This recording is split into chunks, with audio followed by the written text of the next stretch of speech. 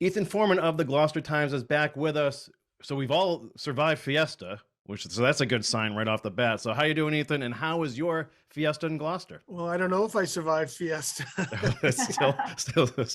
Kory had the longest of all three of us, and It was a big one. yeah, But it was a great one. I think I spaced out what I had to do. I covered the novena, covered the opening, and then the mass and the procession. So I didn't really get to the greasy pole, and I cycled up to Gloucester on Saturday, and was able to catch the Coast Guard, police, and fire sailboat race. Yeah. I was there for that one. That was yeah. The Coast Guard kept like crashing into the other boats. Yeah, well, because the theory is pretty simple that the guys who are here are kind of ringers, Yeah. I mean, and then if you're deployed in the Coast Guard, you're only here for a couple of years. Yeah, you just got here, right? Yeah. But I don't know. I think bragging rights here. I think they gotta step up their sailboat game. But Fiesta was really wonderful. My first Fiesta. What I was really struck mostly about was the expression of faith. It's not just about the carnival and the fried dough and the sausages. That's great, but it really is a festival about the fishing fleet. It really does depend on that.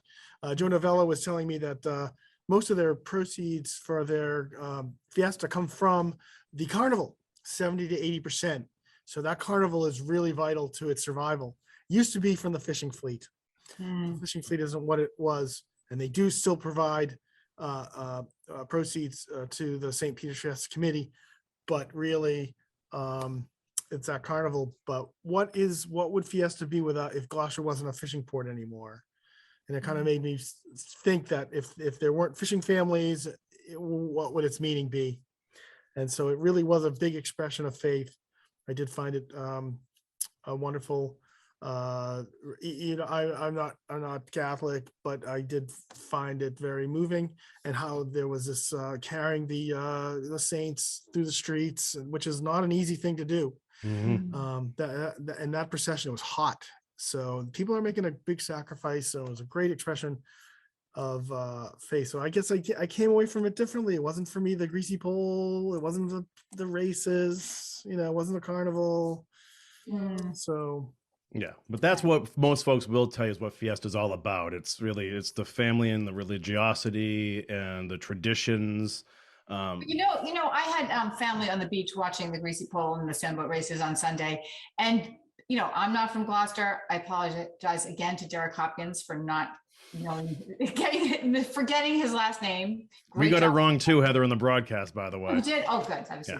Anyway, my family, they loved it, and they felt the religiosity watching the greasy pole and the sailboat races. I mean, there's something translates in the whole event that you feel like this is not just entertainment. And it also makes you realize that Gloucester needs its fleet, because this is what it's all about. Would Fiesta be as meaningful if we didn't have the fishing families? They're stopping at people's houses. It was I'm doing a story right now by Captain Russell Webster, a retired Coast Guard guy, was the former head of FEMA Region 1, and I'm writing the story up now. I'm meaning to do it since May, but he's come out with a book, and he writes about the Patriot and the sinking of the Patriot in January 2009. And I'm writing about this book and how he's looking into the Coast Guard response, and who do I see in the parade carrying an oar, but the son of Matteo Russo carrying the oar for his father and his grandfather. And so that really struck home. When we talk about the blessing of the fleet, which I wasn't at, but when you talk about the blessing of the fleet and what the procession really means, it really does. Its meaning is about having a fishing fleet. So hopefully Gloucester will always have a working fleet. And that was my impression. Yeah, and I grew up with Matteo and the Russo family. He was such a sweet guy. And I think it's weird when you think about the dangers of the fishing industry here, and you always sort of harken back to the 18th century, the 17th century. These tragedies still occur present day, so anyway. Remember him? I mean, he wasn't the most recent tragedy, but That was a sad one. Yeah, We had a boat go down not long ago off Situate, and if somebody That's hadn't been right. looking out their window, Oh, right. they were Yeah. I think they were scalping. And I actually talked to the author about that, and he was kind of shaking his head. I said, they didn't have any time to send out a Mayday. You know, Yeah. they had, I don't know what their boat became unstable. So, that's the meaning of Fiesta for me. It's not just about the carnival. Again, Fiesta shows did a great job. But Gloucester is a fishing port, and I think maybe that's its future. Hopefully Fiesta and the fishing fleet remain, and Gloucester remains having that identity. Mhm. Well said, Ethan. All right, there was another profound moment in this past week too. The Roe v. Wade decision occurred, and there was a subsequent protest at Grant Circle. That was really interesting to me. Just talking to the people who had come out, I ran into a couple of women who were holding choice signs, and they said, did you get the picture we sent Gail McCarthy? I said, well, no. She said, well, Gail was going to send somebody out to take a picture. I just stumbled on them. There's over 100 people there. They sent a picture to us. It didn't run in the paper, but they sent a picture to us of them 50 years ago at Grand Circle holding choice signs. And now they're back. This is amazing. I saw this. Yeah. So it really you kind of hit home, like, 50 years ago, these women, one of them who had to go to Canada to get an abortion, and fortunately she was okay from it.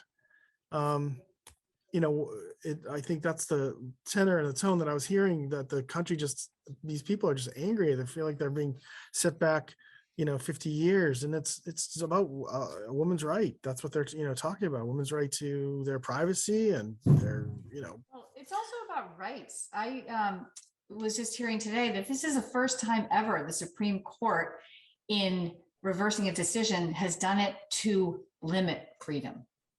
They've reversed decisions before, but it's always been to expand freedoms. So it's interesting. Yeah. And people say, well, we live in Massachusetts. Well, if you're pro-choice, then you have to make sure the legislature and the governor, don't become super conservative. That's no guarantee. There's no guarantees in any of this. Laws have been passed in Massachusetts to codify Roe. But it's mind blowing, and so I think that, I understand the desire, the pro-life desire. They don't want to see loss of life, and I get that, but it's always been about women's right. For me, anyway, my personal opinion, it's always right for them to choose. I'm a dad. I'm married. And, there's so many issues there. There's so many things we could go but into. But it's not. It's just Let's for talk about those young people, though. It's simple. It's simple for me, and and those young people. That's what they were. This is what they were saying. It's like. Yeah. They're super young women, and it must be hard. They were doing the Black Lives Matter protests. Yeah. Right. And they've got another few years older. Now they're out. They brought 100 people to this, to Ella Anderson, Jada. I'm gonna get their names right. Jada Exama. And you're gonna have to help me on the third one, but they were, wonderful what they did. Brought people from as far away as Marlborough. There's a couple from Marlborough that came out. Yeah. But those photos you talked about, Ethan, was amazing. You had those two women side by side 50 years ago, and then they took a present day picture holding up handmade choice signs again. And it wasn't, what struck me was, it wasn't like they weren't in Boston or some other protest somewhere. They were in Grand Circle doing this. Yeah. Unbelievable. Okay, so what are you working on next? We know you got to get going here. Yeah, working on that story about and I'm glad the family about the tragedy of the sinking of the Patriot. It's been a very hard story for me to write, because I know that this family's involved. But I think it's a good book, and I think it sheds light on. Could you just sum it up, Ethan? Because I don't know. I don't remember maybe the story of the Patriot. Could you just refresh my memory? Oh yeah, there was a fishing boat that went down on January 2009, and it went down very suddenly, and they never sent out a Mayday. And the Coast Guard spent 2.5 hours wondering whether they should launch a search and rescue mission, even after getting a call from Matteo Russo's widow that there was a fire alarm activation on the boat, and they were out at sea, and they spent 2 hours trying to figure out what they should do. So it was a cold night. Maybe there's nothing that they could have done, but there was a lot of mistakes that were made, and in this case, Yeah, that's messy. and it's a great book to read. You don't have to be a mariner. You don't have to be at the Coast Guard Academy. It's a very informative sum up of that case. Well said. All right, Ethan, thanks for your time. As always, we'll catch up with you this time next week. Yeah, Thanks. thank you. Interested in a sponsorship? Email sponsor@1623studios.org to learn more.